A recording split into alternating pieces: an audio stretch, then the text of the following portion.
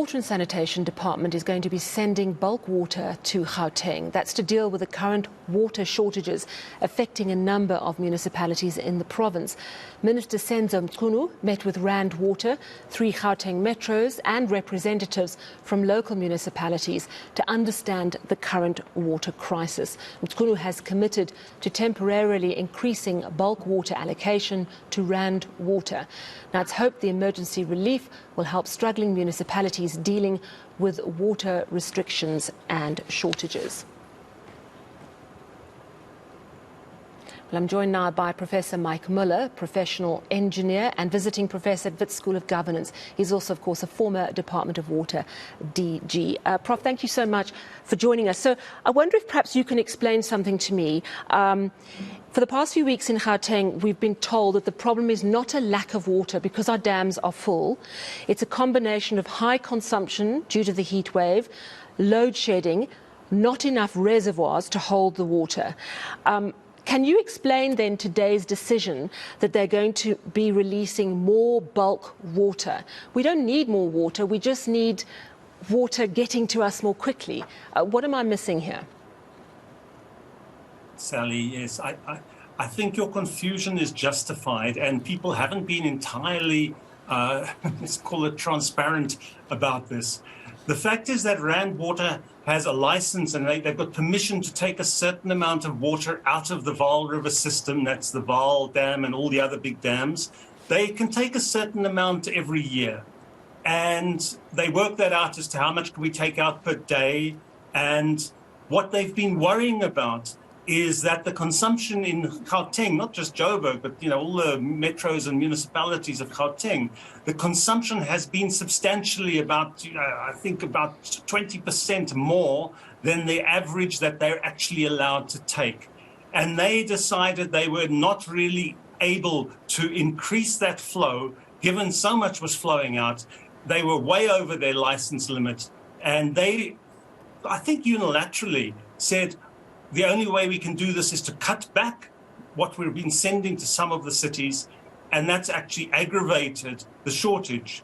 Now that people are talking to each other, they've agreed that at the moment, since there is so much water in the Vaal River system's dams, that Rand should be allowed to take some more water out, not permanently, just during this particular very hot spell with very high consumption, so that we don't have wider water cuts than have happened so far. And that's what the minister announced today. And I think it's the right decision, but it's also a warning bell that's being rung very loudly for us, because that limit of, it's actually 4,400 cubic meters, I think, per day, it can't be exceeded for the next 5 years on average without putting us at big risk. And we're going to have to think very hard about how we keep Randwater's consumption down to that level over the next 3, 4, 5 years while we're waiting for extra supplies to come in. So that's the, I hope it's not too complicated, but that's the short story. It actually makes a lot of sense, and it also makes sense because we've had load shedding for 15 years, but only recently are we being told how load shedding is impacting water supply. Yes, I know that the extreme levels are a problem, but how much has load shedding played a role? From what you're telling me, it sounds like a minor factor, but maybe there's more to it. Sally, it's a minor factor unless you happen to be in one of the suburbs or the townships which is supplied by a reservoir or a water tower that requires a electricity-driven pump to get the water into that tank.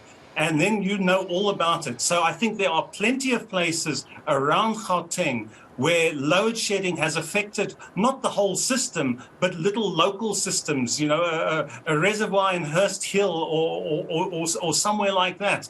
There have been cases in Ekurhuleni as well. And obviously for the residents in those areas, this is terrible because they can go days and a couple of them weeks without water. And that is due to load shedding. But it's not the general problem. And what we're seeing, and I think a number of people have said it today, this is just a complete sort of concatenation of all sorts of different problems, all coming at the same time, a perfect storm of problems. The load shedding is one. The load shedding, I think, has also been the cause of a couple of, we know from Eskom, trips in the electrical system which drives the pumps, because, electrical systems don't like it when there's people switching them on and off and on and off. And even if you have a separate system, that can cause the pumps to trip.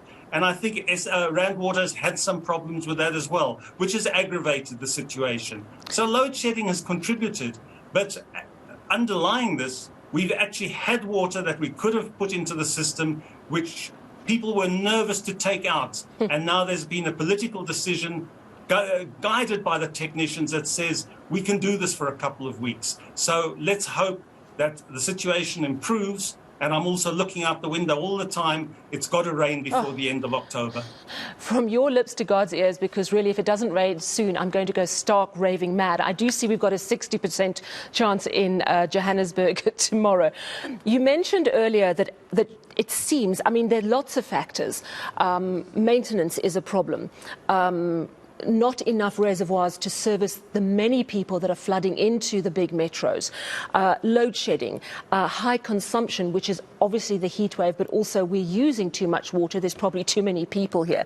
Of all the problems, what would you put at the top of the list as the thing we most urgently need to deal with to make sure that we don't end up with an ongoing crisis?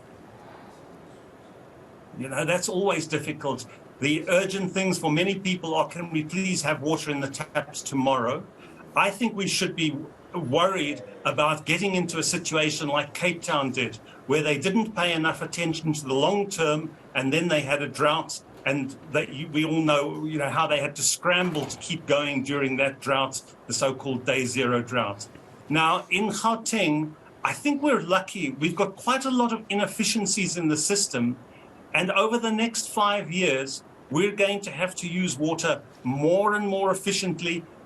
Everyone from householders through to businesses, through to the municipalities and Randwater, because we're going to depend on the same amount of water for 2 or 3 million more people.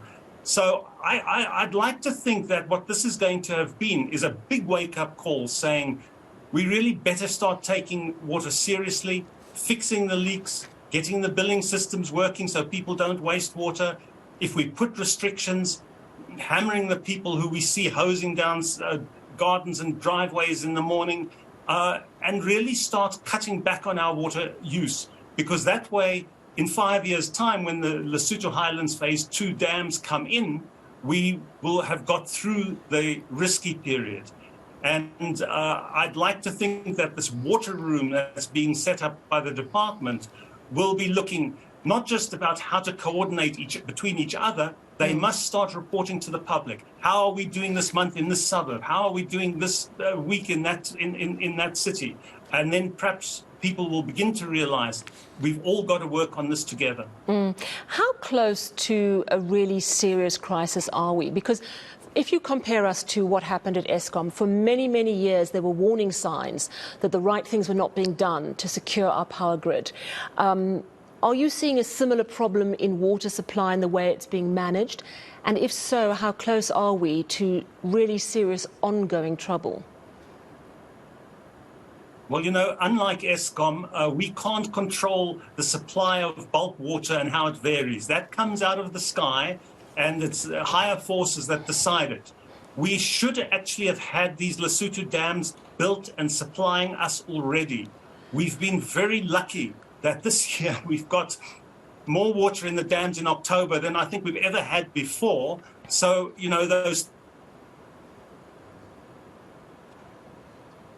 3 years of good rains have given us go into a couple of years of drought, like Cape Town went into a 3-year drought. We will have to be very careful about how we use the water. And that would give rise to a sort of day zero type scenario here. This has been recognized for some time. The outgoing Premier of Gauteng, Premier Makura, actually called a meeting at which he tried to convince the municipalities and Randwater and various others to work together to try and start a process of preparing for this long delay before we get extra water.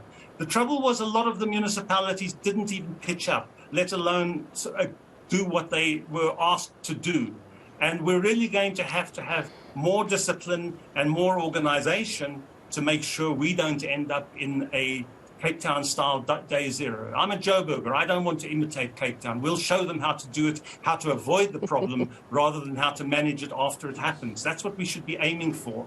And I think we're probably on the right path for that. But the next 5 years are going to be risky. Let's just put it that way.